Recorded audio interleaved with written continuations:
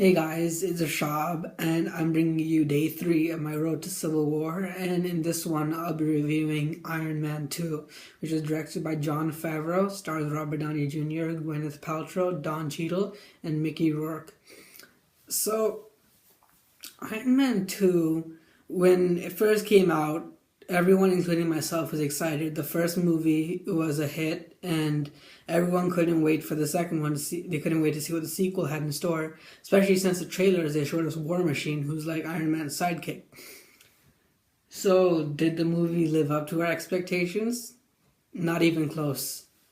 So, as usual, I'm going to start off with the things I liked about the movie, and then I'll get to the things I hated about the movie. So, first of all, as always, Robert Downey Jr. gave an amazing performance as Tony Stark in Iron Man. You really got to see his character go a step further since this is a sequel, so we have the origin out of the way. So he basically outed himself as Iron Man at the end of the first movie. So now the whole world knows he's Iron Man, and he's basically having all these expos and all where he's releasing all these new technologies based off of his arc reactor, that concept that he uses in his Iron Man suit and to keep him alive. So I really liked his performance. If anything, I felt like it was better than his performance in the first one.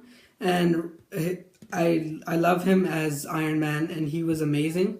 I also like Don Cheadle as Rhodey. I mentioned in my first review for Iron Man 1 that I didn't really like Terrence Howard, and I was glad they replaced him with Don Cheadle.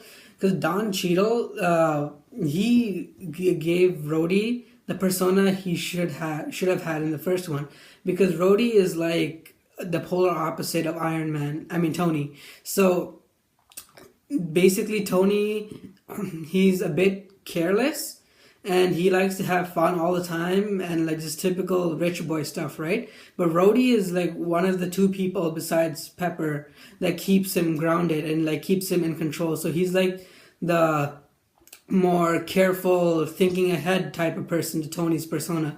So I really like the dynamic and chemistry between Don Cheadle and Robert Downey Jr. as Tony and Rhodey. You really got the feeling that even though they're best friends, they have some polar opposites, especially like in that scene where on Tony's birthday party scene where Rhodey's telling Tony to calm down, and like because Tony thinks he's gonna die because of some disease that he has, and he's basically going all out, getting drunk and just destroying stuff all over his house. So then Rhodey eventually has to put on another suit that Tony has to stop him. And it was cool to see that play out.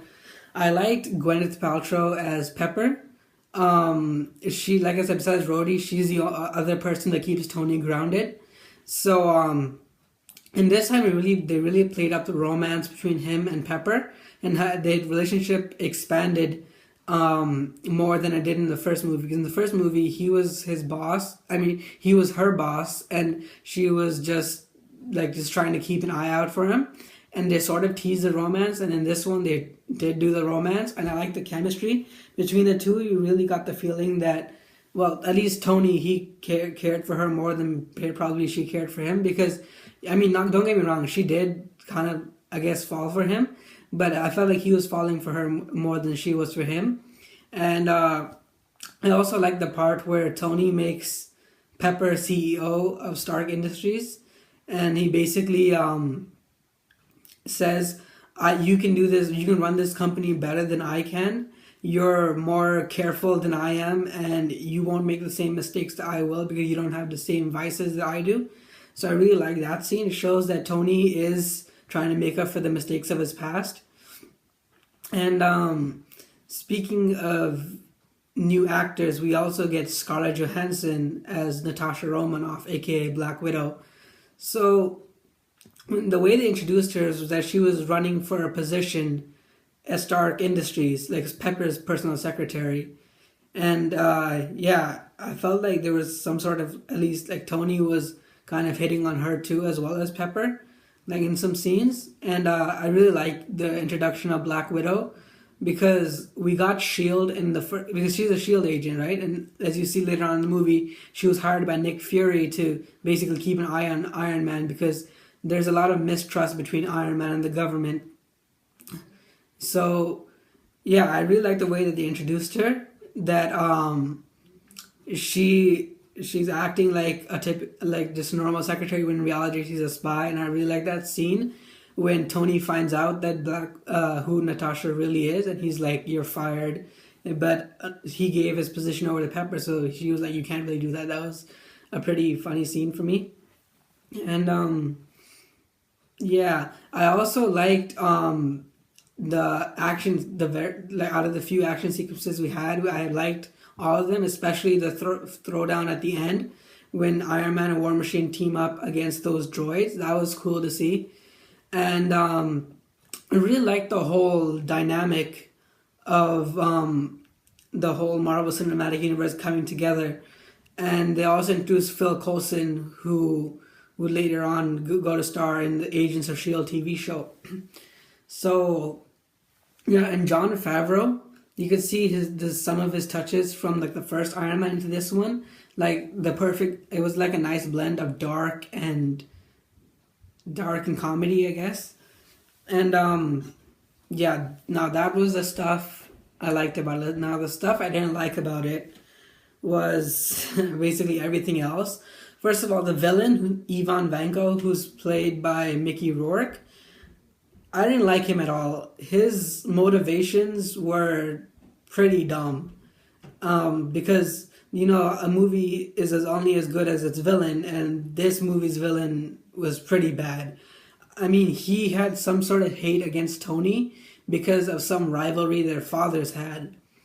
And yeah, and then he also had the arc reactor technology that Tony came up with in the cave, and he claims that his father came up with it back when Howard Stark was running the company.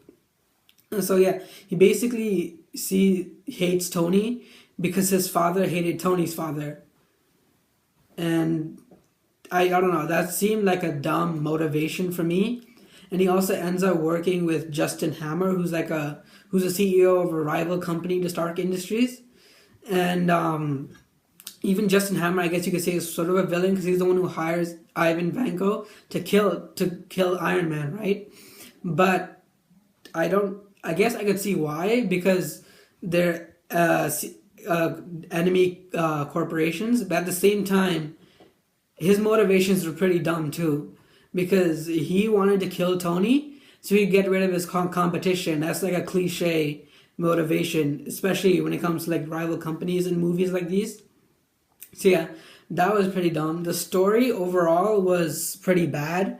There were lots of plot holes in the movie. For example, when Tony decides to race in that racing scene, it shows that Ivan Vanko, he managed to get on the track, and that was done because nobody tried to stop him. And like when he got on the track, and then when he was throwing his whips around and just destroying all the cars, none of the security there, nobody tried to take him down. Iron Man had to suit up like 5 or 6 minutes later and take him down. Nobody tried to take him down before that. And I also this movie was a bore. I'm not gonna lie, when I was watching this movie, I had trouble staying awake. Besides, it's not the fact that there weren't many action scenes. You don't need action to make an entertaining movie. It's just that the story was so boring. Like how I mentioned, the romance between Pepper and Tony, it was good, but they were doing it way too much.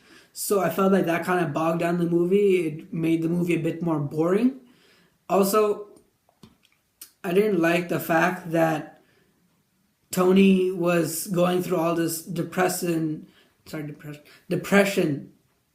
stuff with his daddy issues that he had with his father, and that I don't know, whatever, that virus or disease. And that was another thing I didn't like about the movie. They didn't really explain what that virus thing was.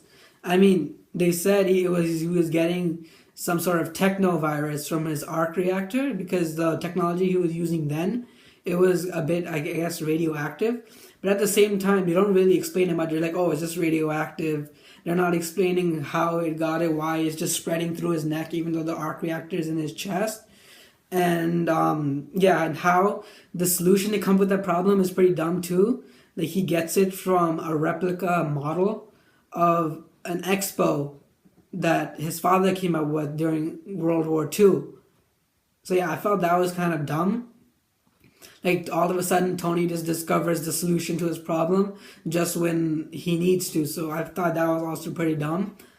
And yeah, overall this movie was kind of a mess. I mean, Jon Favreau did have some nice moments in this movie. The action sequences and some of the plot points are pretty good. But other than that, this movie was pretty bad.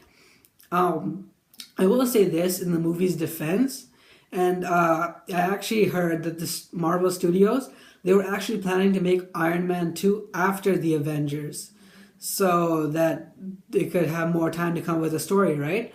Since this movie was only released 2 years after Iron Man 1. But the fans loved Iron Man 1 so much, they basically said, we want a sequel now, we want a sequel now. So then the studio had to quickly rush together a movie. And I guess that's, and it's not an excuse for a terrible movie, but at the same time, I guess it makes the movie, it's understandable why it's that bad, because to make a sequel to another movie in 2 years when you were planning to, and like quickly rush it together, when you were planning to make it a few years after that, yeah. So, oh, and another thing I forgot to mention that I liked was that scene at the end where Nick Fury's talking to Tony Stark, and it's like an Easter egg scene, which the superhero movies are notorious for. You see like this map of the world, and you see all these different locations of different heroes. You see like Black Panther, Doctor Strange, and all that. So that was cool to show that there's other heroes in this universe that will come together eventually. So that was cool. And I also like the post-credit scene where it shows Phil Coulson in Mexico, and then he's like, I found it. And then you see Thor's hammer, so yeah, you know Thor was coming too. But speaking of Easter eggs, there was some forced Easter eggs, like that scene where Tony, he was when he was getting ready to solve his disease problem, and then he needed something to balance the machine out. He needed it to be like perfectly balanced, and he didn't really have anything to balance it perfectly. And then Phil Coulson, he picks up like a partially made Captain America shield, and he's like, what is this? And I was like, okay, that's a Captain America shield.